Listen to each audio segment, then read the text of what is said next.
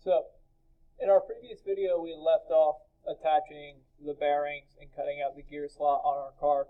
We now have the actual pieces in place to start attaching wheels and putting the components on this car that will make it actually function. You'll notice I'm just kind of ripping off this sticker so it doesn't get in our way. So now the next thing we're going to do is we're going to have to put wheels onto this car. If you recall the bearings right here, these straws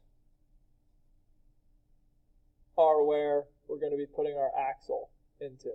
So our axle is going to go through there and be supported by the bearings while it rotates. The axles don't come all in one size. They actually start out, whether it's wood, metal, or plastic, as a pretty long piece. What you also have available to you is a variety of materials. Leftover axles from some of our past cars. There's a benefit to actually using these leftover materials if you can find one that fits on your car.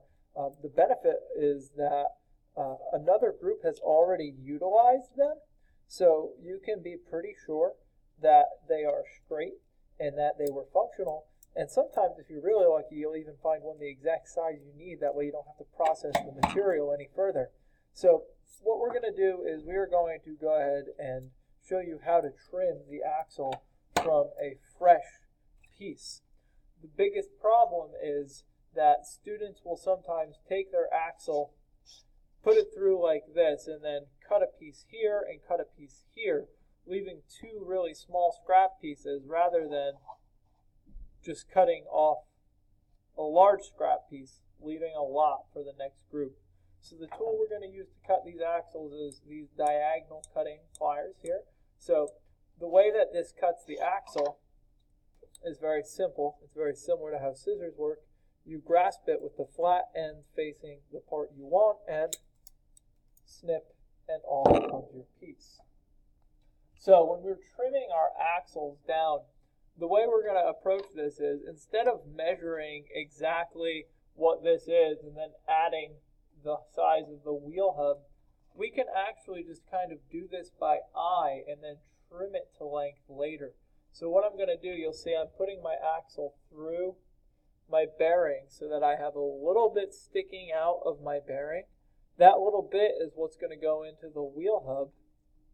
And then on the other side, I'm going to face the flat side in so I could see how much I'm cutting off. And I'm going to go ahead and I'm going to cut off to get my axle to the length that I need. Now, because I have this nice long piece left, because I didn't cut it into two short pieces, I can do the same thing going through my rear bearing. And again, I have a little bit sticking out of my bearing on one side, and then I'm going to grab it flat side facing my chassis with a little bit sticking out the other end. And I'm going to snip it and leave a nice big scrap that could probably do a whole another solar car. So I have my axles here. Now it's time to attach the wheels. There's a variety of different sizes of wheels that you can utilize. So we're going to use these small, thinner, black ones for the front. The way we're going to put them on is, instead of trying to jab my axle into that hub, I'm actually just going to put the wheel flat on the table, and then I'm going to use the weight of the table to do the work for me as I depress the axle in there. And it should be a nice tight fit. It may not be easy.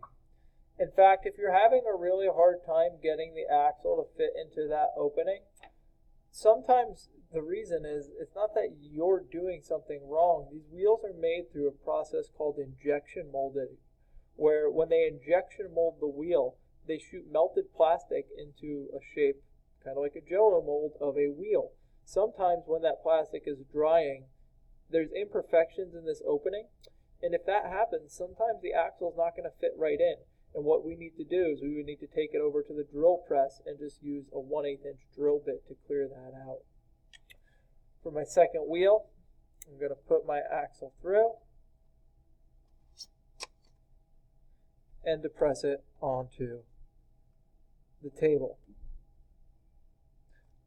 you'll see that I have a little bit of side-to-side movement. I don't really want to have that. I want to be very close to that bearing.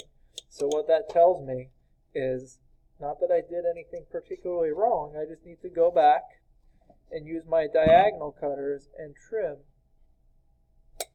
a little more material off,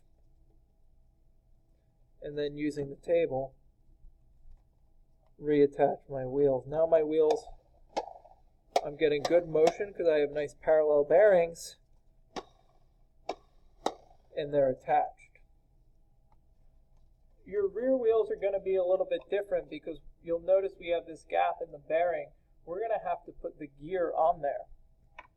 Just like with our wheels, sometimes with the gear, this is a 1/8 inch opening inside of that gear. And this is a 1/8 inch rod, which is interesting mathematically. 1/8 inch opening does not fit into a 1/8 inch rod. So many times what I'll do is I will pre-drill these gears for you so that they fit a little bit more easily so you don't have to jam it on there.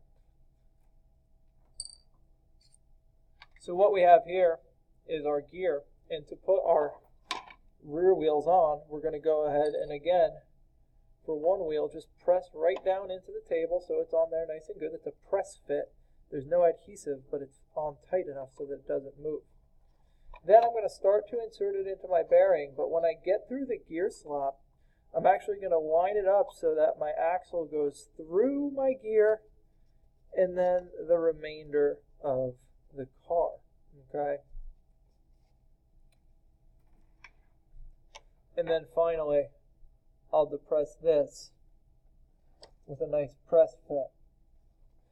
And this one doesn't need any trimming, and now the goal would be that I get my gear on there and I'm ready to put my transmission on, which we'll do in our next video.